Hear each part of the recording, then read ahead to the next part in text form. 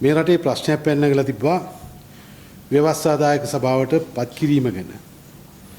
නමුත් අපේ විපක්ෂ නායකතුමා මේ රට වෙනුවෙන් රාජ්‍ය පාලනය වෙනුවෙන් එකගතාවයකට ඇවිල්ලා තියෙන ව්‍යවස්ථාදායක සභාවට අලුතෙන් සමාජික තුන්දෙනෙක් පත් කිරීම සම්බන්ධව එකගතාවයකට ඇවිල්ලා. අපි අහනවා ආණ්ඩුවෙන් අද රටේ දූෂණ වංචා සම්බන්ධව රාජ්‍ය යන්ත්‍රණයේ තියෙන අඩුපාඩු සම්බන්ධව පෙන්නලා දෙන්න යන්ත්‍රණය තමයි විගණනාධිපති දෙපාර්තමේන්තුව.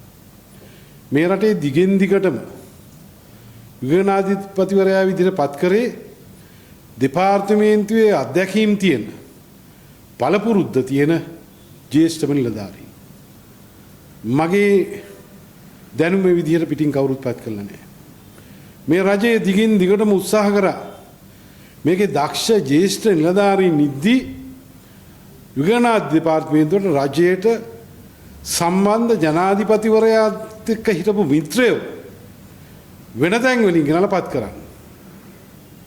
ඒ සම්බන්ධව ව්‍යවස්ථාදායක සභාව දිගින් දිගටම විරුද්ධ වුණා. මේ රජයට මේ ප්‍රමාද වීමෙන් අපි කියන්නේ දූෂණයේ වංචාව ගල් ලඟුරු ටෙන්ඩරේ කන්ටේනර් 323 කතාව මේ සියල්ල වහන්න තමයි රජයේ දූෂණ වංචා ගැන හෙළි වෙනවට විරුද්ධව තමයි ආණ්ඩුවට ඕන එක්කෙනෙක් දාන්න යන්නේ. මොඩියුල සකස් කිරීමේදී පවත්වන ගැටලු එතුමා පිළිගන්නවා. ගුරු පුහුණු කිරීමේ ප්‍රමාදය එතුමා ඒකත් පිළිගන්නවා. තාක්ෂණික ගැටලු මග හරවා ගනිමින් 6 වෙනි ශ්‍රේණිය අධ්‍යාපන ප්‍රතිසංස්කරණ 2027 වසරේදී සිදු කිරීමට අපේක්ෂා කරනවා. ඒ කියන්නේ එතුමා සියල්ල පිළිගන්නවා. පුහුණුව පිළිබඳ ගැටලු තියෙනවා, තාක්ෂණික ගැටලු තියෙනවා, සකස් කිරීමේ ගැටලු තියෙනවා. දැන් අද ආණ්ඩුව වෙන කතාවක් කියනවා. ආණ්ඩුව මේකෙන් පරාජය වෙලා තැන් තැන්වල ආණ්ඩුවේ සල්ලි දීපු අයල් දාලා මේගොල්ලෝ උද්ඝෝෂණ කරනවා අධ්‍යාපන ප්‍රතිසංස්කරණ ඕන කියලා. එතන අපි දැක්කේ නැහැ එක ගුරුවරයෙක්වත් එක අධ්‍යාපන වේදිකෙක්වත් හරි දෙමව්පියන්ගේ දරුවන්ගේ දෙමව්පියවත් එතන හිටියා කියලා. අනිත් එක මේ සාකච්ඡාවට අධ්‍යාපනයේ වෘත්තීය සමිතිය නායකයා මහින්ද කවුද මහින්ද ජයසිංහත් නියෝජ්‍ය ඇමතිවරයාත් හිටියා. දැන් තුමා දැන් වෙන කතාවක් කියනවා.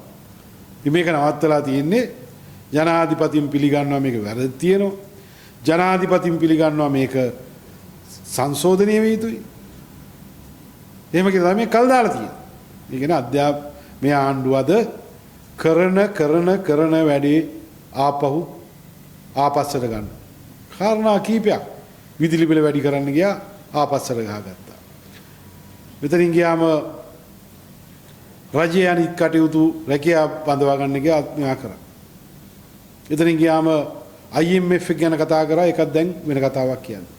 ඉතින් අද රජයේ වැරදි පාරක යන්නේ.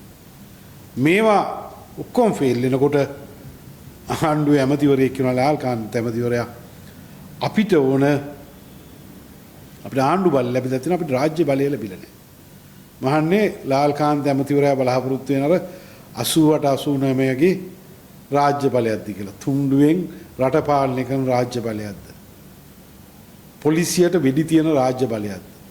හමුදාවට වෙඩි තියෙන රාජ්‍ය බලයක්ද? හාමුදුරුවෝ මරලා දාන රාජ්‍ය බලයක්ද? කර්මාන්ත ශාලා ගිනි තියෙන රාජ්‍ය බලයක්ද? ට්‍රාන්ස්ෆෝමර් ගිනි තියෙන රාජ්‍ය බලයක්ද? බැංකු විතරක් 100 ගාණක් කඩලා තියෙනවා. රත්තරන් පහුන් විතරක් මම හිතන්නේ 2000 ගාණක් විතර මේගොල්ල බැංකු වලින් හොරකම් කරලා තියෙනවා. මේ ඇමතිවරයා බලාපොරොත්තු වෙන්නේ මේ වගේ රාජ්‍ය බලයක්ද? ඒකනේ කිව්වේ. මම බෲස්ලි වගේ එනවා කියලා. ඒ කියන්නේ ෆේල් වුණාම මේ වගේ කතා කියන්නේ. මිනිහට බැරි වුණාම තමයි ගහගන්නේ.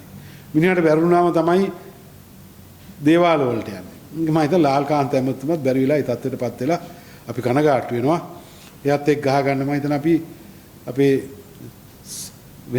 බදුල්ලේ മന്ത്രിතුමා අපේ සම්පත් චාමර සම්පත් නැතුම අපි දාලා තියෙනවා. ඉතින් අපි මේ රටේ වෙන කිසිම ත්‍රස්තවාදී සංවිධානයක් මේ විදිහට කටයුතු නැයිදා මට මතකයි දලදා මාලිගාවට බෝම්බ ගහපු පාක්ෂික නායකයෙක් අද ඉන්නේ. කතරගම පෙරහැරට බෝම්බ ගහලා එක තැන 13 දෙනෙක් මරපු පක්ෂික නායකයෙක් ඉන්නේ. අපිට බලාපොරොත්තු වෙන්න පුළුවන්ද මේ අයගෙන් ආගමික සංහිඳියාව, ජාතීන් අතර සංහිඳියාව, එදා විපක්ෂ මට මතකයි 13 වෙනි ආණ්ඩුව ක්‍රම ව්‍යවස්ථාව එපා කියලා එදා පාක්ෂිකයින් අපේ 20000ක් විතර මරපු කාණ්ඩායමක් අද ඉන්නේ. කොහොමද ඒ අයගෙන් අපි මේ රටේ අනාගතයක් බලාපොරොත්තු වෙන්නේ? ඉතින් අධ්‍යාපන ප්‍රසංස්කරණය වේවා මේ රටේ විගණාධිපතිව හැම ප්‍රශ්නෙම ගාද ආණ්ඩුව පස්සට ගිහිල්ලා තියෙනවා. අපි ආණ්ඩුවට කියනවා ආණ්ඩුව ගැන බලා ගන්න ඕන නම් තක්සේරු කරන්න ඕන නම් පළාත් සභා මැතිවරණේ තියන්න. කතානායක තමයි චෝදනා ඉදිරිපත් කරන්නේ, කතානායක තමයි පරීක්ෂණය කරන්නේ. පාර්ලිමේන්තු මහලේකම් පැත්තක මෙයාව වැඩතහන ලක් කරන්නේ කතානායකවරයාගේ නියෝගය පරිදි. මොකද්ද මේකේ මෙහෙමද රජයක් රටක් පාලනය කරන්නේ? මෙහෙමද රටේ ප්‍රජාතන්ත්‍රවාදී මුදුන්මල් කර පාර්ලිමේන්තුවේ කතානායකවරයා මෙහෙමද කටයුතු කරන්නේ? පාර්ලිමේන්තු සංගම් සියල්ලට අපි මේක ඉදිරිපත් කරයි නිලධාරී. කතානායකට දැන්ටමත් අපි ඔය තීරණය සම්බන්ධව නෙමෙයි දැන්වත් විශ්වාස මංගයක් ගේනක් ගැන අපි කතා කරගෙන යනවා.